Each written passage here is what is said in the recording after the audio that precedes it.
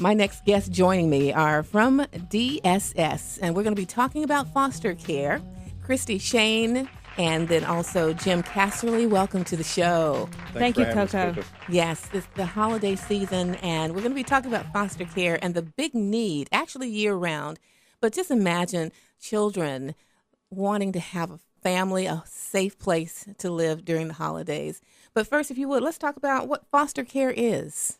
Foster care is when children come into care because their parents can't take care of them. And that happens for any number of reasons: neglect, abuse, maybe the parent has a drug issue. Anytime that happens, a child comes into our care and we place them with a foster family. Okay, and it's not permanent.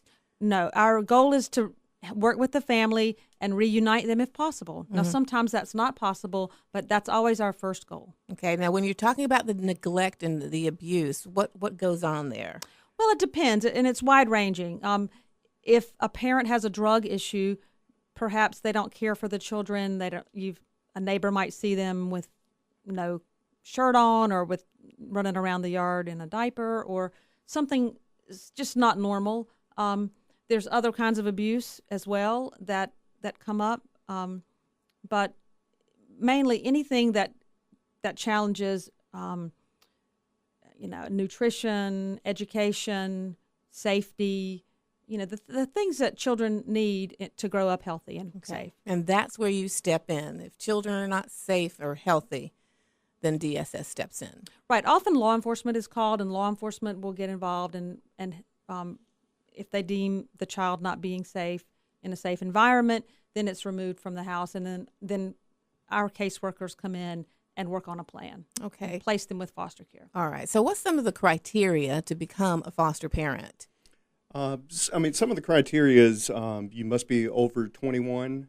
Some of the myths about it. You mean you could actually be 22 and be a foster parent? Absolutely. Wow. Absolutely. Okay. You don't have to own your home. You can rent your home. Okay. You can be single. You don't have to be married.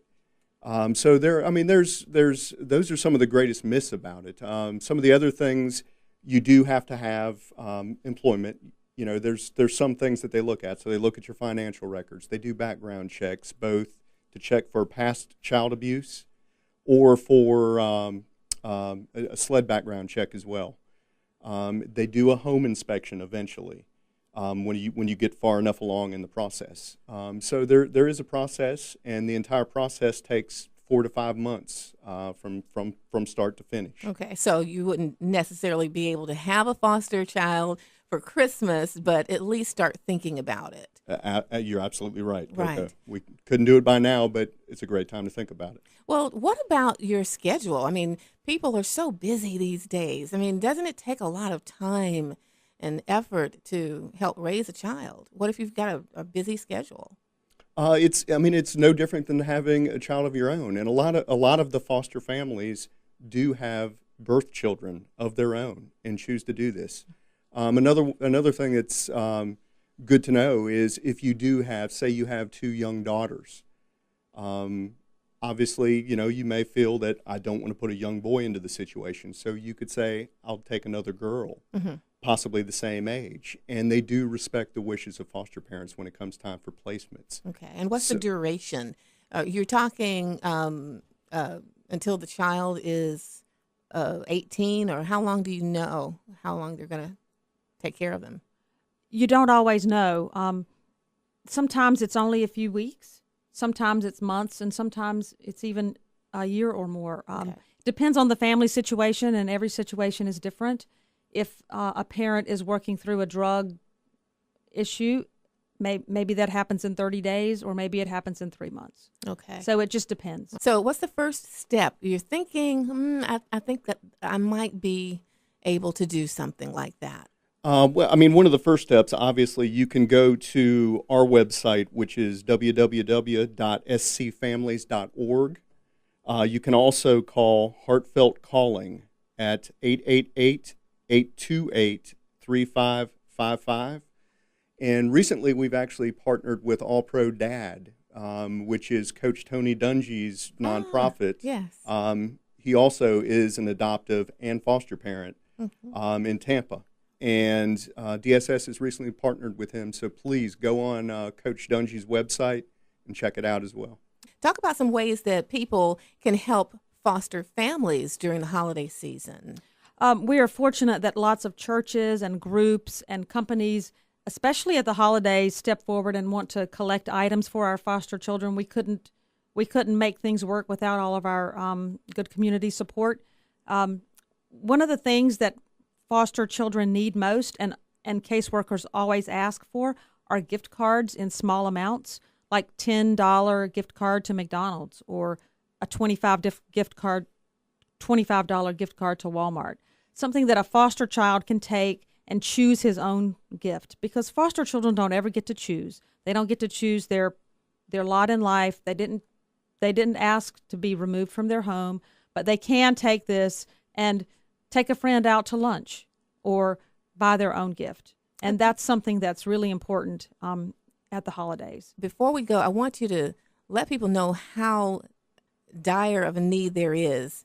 Just talk about statistics in South Carolina and the Midlands area, because it's really alarming. It is, Koko. I mean, overall in the state, and this is all as of December 1st, there were 4,357 children in South Carolina in foster care. The need for the homes is very important, because out of that, only 40% of them can be placed in their county of origin, so where they were taken into care, which means 60% of them are placed outside of their communities, outside of their schools, their churches, everything they know. And the whole idea is to keep them in their county. Absolutely. Okay. And the out-of-county stuff also puts a great stress on the caseworkers. You think about it, driving across the state for a child visit, and it consumes the entire day of a caseworker just with that one visit to take the child to go see their birth parents. So that's another great stressor in it. Basically, in the Midlands, we probably need in excess of 400 homes in the surrounding counties. Statewide, it's probably 1,600 homes. Wow. That are needed throughout the state of South Carolina. And one of the things that we really want people to know is that we are particularly looking for families who can take more than one child. Most children who come into foster care come in with a sibling. And families who can take two children, 3 children, so we can keep those sibling groups together, that is our greatest need. Wow. Because siblings are their own support group. They probably are the only reason that children survive sometimes, their brothers and sisters. And if you have to split them up, it's really traumatic for the children. Right. We have lots of examples we could talk about, but just our greatest need there is families who can take sibling groups. All right. Well, I just want to thank you guys for coming in today and sharing with us. And please, you have an open door invitation to come anytime, all right? Thank you. We'll count on it. Thank you so much.